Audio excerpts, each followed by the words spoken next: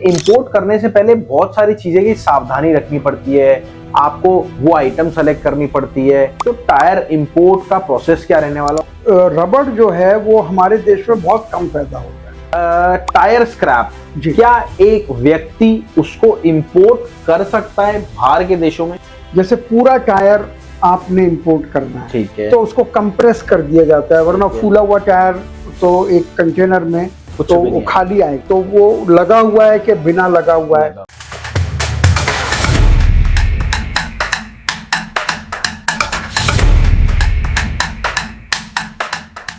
दोस्तों बहुत बहुत नमस्कार आपका। देखिए, मैं जानता हूं आपने वीडियो का थंबनेल देखा और आपने देखा यार स्क्रैप इंपोर्ट करना है, बट समझ में नहीं आ रहा शुरुआत कहां से करें, या फिर कई लोग कहते हैं हो सकता है, कई लोग कहते हैं नहीं हो सकता। तो हमारे साथ हैं डॉक्टर अशोक गुप्ता सर, जिनके पास एक्सपीरियंस है 49 साल का। सर बहुत बहुत नमस्कार। नमस्कार नमस्कार। और देखिए, इंपोर्ट करने से पहले बहुत सारी चीजें की सावधानी रखनी पड़ती है, आपको वो आइटम सेलेक्ट करनी पड़ती है। बट वहीं पे अशोक सर के पास 49 साल का एक्सपीरियंस है और 5 कंट्री में सर के एसोसिएट ऑफिस हैं, उससे भी आप मिलके काम कर सकते हैं उस ऑफिस से। और वहीं 28 कंट्री में सर ट्रेवल कर चुके हैं। तो टायर इंपोर्ट का प्रोसेस क्या रहने वाला और एक्चुअल में टायर के कितने टाइप होते हैं, इस डिटेल में पूरी डिटेल में बात करेंगे। बस मेरी रिक्वेस्ट है, अगर आपको सर से लाइव मीटिंग करनी है, मिलना है, बातचीत करनी है, तो फ्री ऑफ कॉस्ट आप सब कुछ कर सकते हैं। बट उससे पहले सर का ये मैंने नंबर दे रखा है, आप कॉल करो और सर से डिटेल ले लो। और हमारा जूम वेबिनार चलता है, फ्री है, कोई चार्ज नहीं है। Live 1 to 1 face to face आप सर से बात कर सकते हैं। चलिए चलते हैं हम वीडियो में, करते हैं वीडियो की शुरुआत। तो सर बहुत बहुत नमस्कार आपका। नमस्कार Rahul ji. Sir tyre scrap क्या एक व्यक्ति उसको इंपोर्ट कर सकता है बाहर के देशों में से? जी बिल्कुल बिल्कुल राहुल जी। मैं आपको ये बताना चाहूँगा आपके लोकप्रिय चैनल के माध्यम से कि बिजनेस करना और इंपोर्ट एक्सपोर्ट का बिजनेस करना किसी भी नागरिक का जन्म सिद्ध अधिकार है। बिल्कुल। लेकिन उसमें अगर कोई चीज़ें ऐसी हैं कि जिसमें पॉल्यूशन होता है, बिल्कुल, तो उसकी कोई जो रेगुलेशन है वो जरूर हमें उसको पूरा करना होता है। बिल्कुल। Otherwise anybody can import. और सबसे बड़ी बात, जैसे आपने अभी टायर का नाम लिया, तो रबड़ जो है वो हमारे देश में बहुत कम पैदा होता है।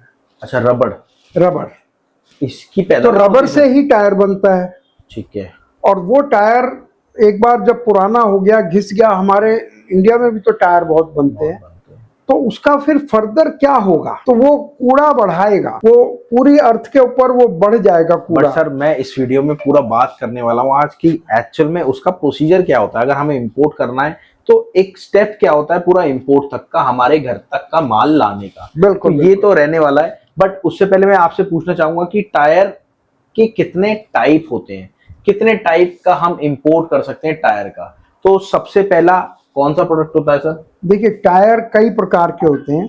जैसे पूरा टायर आपने इंपोर्ट करना है, ठीक है, तो उसको कंप्रेस कर दिया जाता है, वरना फूला हुआ टायर तो एक कंटेनर में कुछ तो भी वो नहीं खाली आएगा वो। बिल्कुल। तो इसलिए उसको बोलते हैं कंप्रेस टायर।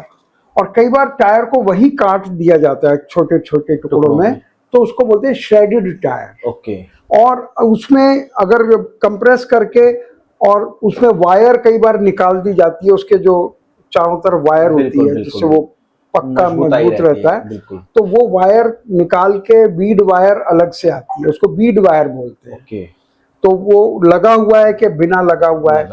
और श्रेडेड में भी, क्योंकि उसके अंदर काफी फाइबर होता है, उसमें कपड़े भी रेनफोर्सिंग के लिए डाला जाता है, वो उसके अंदर है या नहीं है, इस प्रकार से कई क्रम यानी चूरा करके आता है। कई इतना चूरा कर दिया जाता है कि वो ग्रेन्यूल्स बन जाते हैं लाते वक्त ही। और कई बार तो डस्ट के तौर पर बहुत ही ज्यादा बारीक, वो तो तरह तरह की फॉर्म है के रूप में। हाँ, तो ये तरह तरह की फॉर्म्स में टायर इंडिया आता है। और फिर वो रिसाइकलिंग में उसको दिया जाता है, उसमें से उसको दोबारा से बनाना है, या टाइल्स बनने हैं, या कहीं उसको उसमें से ऑयल बहुत निकल आता है जो फ्यूल के काम आता है। बचा हुआ टायर भी एक फ्यूल होता है।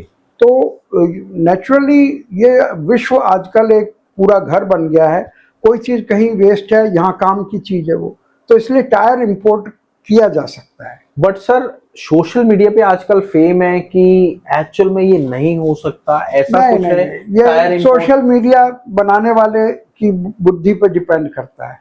कई लोग अपना नाम बढ़ाने के लिए गलत चीजें भी देते हैं, कोई रोक टोक नहीं है।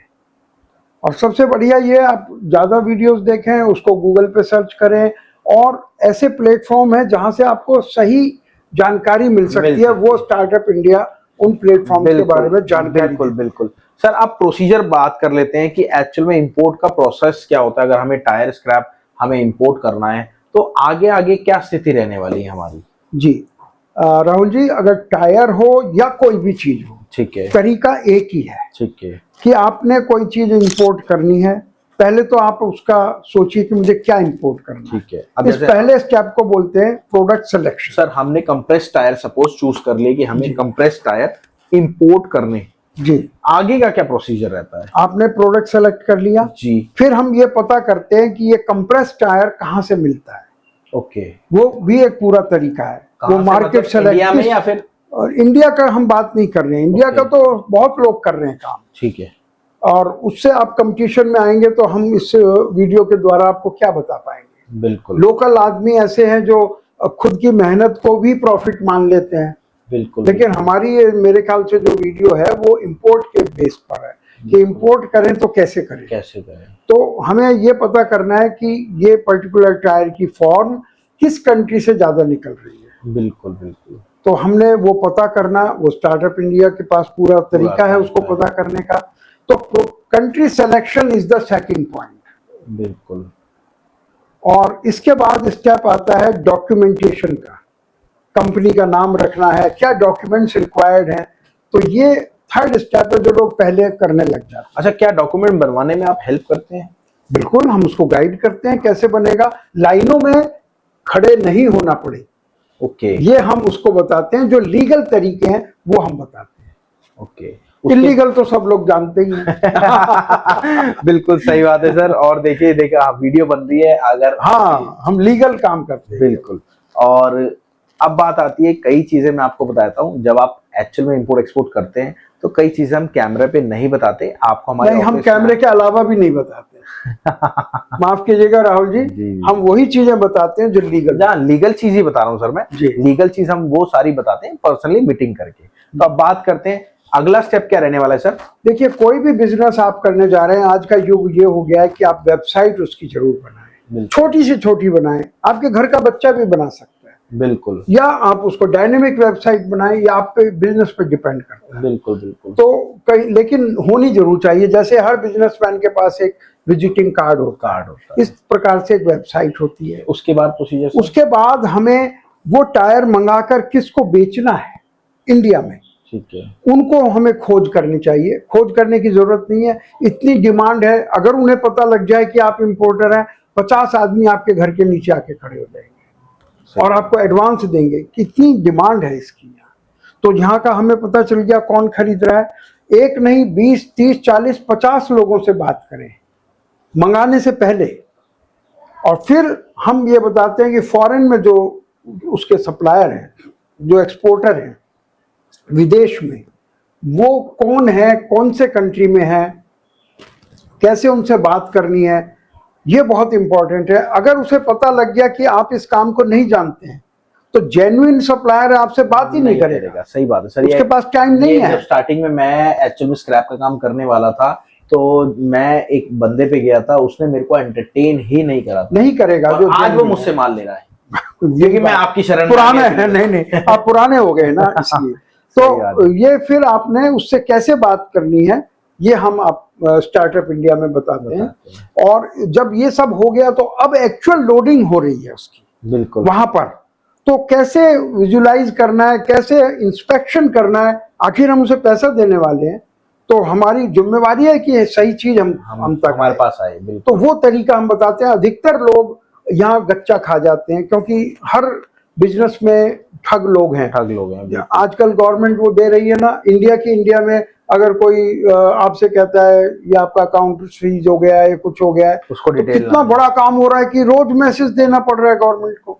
तो इससे ज्यादा फ्रॉड इंपोर्ट एक्सपोर्ट में हो रहे हैं। लेकिन अगर आपको जानकारी है तो आपके साथ फ्रॉड नहीं हो सकता है। तो तो हम ये तरीका बताते हैं कि लोडिंग के टाइम पे इंस्पेक्शन कैसे कैसे हो हर बार जाना संभव नहीं है, तो कौन सी एजेंसी है जिनके द्वारा आप वो करा कर सकते हैं, सकते हैं। और पैसा कब देना है, ये भी एक बहुत बड़ा पॉइंट है। अगर पहले पैसा दे दिया, क्या गारंटी है वो भेजेगा कि नहीं, बिल्कुल और पैसा नहीं दोगे तो वो भेजेगा नहीं, भेजेगा नहीं। वो उसे भी पता है क्या गारंटी है कि मैं भेज दूं और ये पैसा देंगे कि नहीं। तो ये जो बीच की एक दूरी है, इसको हम छोटा करवाते हैं, क्योंकि हम लोग बिजनेस में है। This is the only platform जो स्टार्टअप इंडिया पूरे वर्ल्ड में कि जहां बिजनेसमैन बिजनेस को सिखा रहा है। अदरवाइज तो सोशल इंस्टीट्यूट्स हैं, ट्यूटोरियल्स हैं, कोर्स सिखाने वाले हैं जो कोर्स सिखाते हैं। और देखिए कोर्स से मैं आपको एक चीज बताता हूँ, कोर्स के पीछे सोशल मीडिया पे इतना सारा फ्रॉड हो रहा है, वो फ्रॉड में मत फंसिएगा, क्योंकि एक्चुअल में जब आप बिजनेस करना जब चाहते हैं तो कोर्स लेके कभी भी आपका बिजनेस स्टार्ट नहीं होगा। आप अशोक सर के साथ जुड़ जाइए। सर का नंबर मैं दोबारा आपको स्क्रीन पे डिस्प्ले करा देता हूँ। आप सर को कॉल करो, सर से डिटेल लो। सर का एक face to face complimentary session होता है जो कि बिल्कुल फ्री होता है। आप सर से बात करो, जो भी आपके सवाल जवाब है आप आओ सर से डिस्कस करो और अपने बिजनेस को स्टार्ट करो। और मैं आपको बताता हूँ, एक शिपमेंट कराने में अशोक सर आपकी पूरी हेल्प करते हैं, उसमें ए से लेके जी तक। सेकेंड टाइम में फिर आपको जरूरत ही नहीं पड़ती उस चीज की, और बस अशोक सर जो जो बताएं वो आपको पूरा करना है। तो ये होता है। चलिए मिलते हैं आपसे अगली वीडियो में। नमस्कार, धन्यवाद, जय हिंद, जय भारत।